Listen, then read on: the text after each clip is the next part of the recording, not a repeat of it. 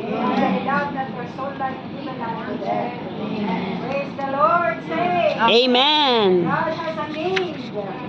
He needs a genuine overcomers in this age. Amen. God needs a genuine overcomers to fight and to defeat God's enemies. Amen. Oh, praise the Lord, and to fulfill God's eternal purpose.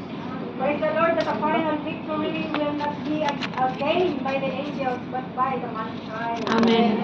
Praise the Lord, saints, we should earnestly desire to be the man-child. Saints, we need to tell the Lord, Lord, I am not satisfied to be just a part of your whole body. Amen. The woman, Lord, I want to be included in the stronger part, the man-child.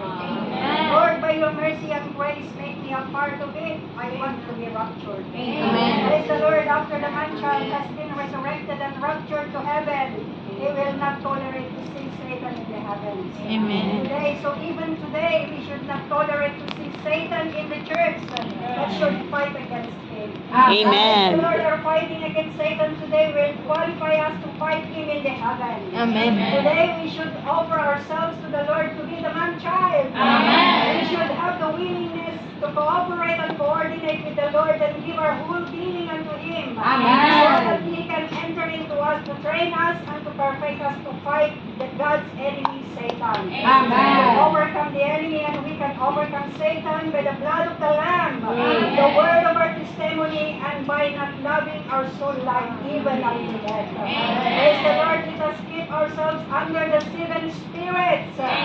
For in the spirit we can stand on the Lord's victory. Amen.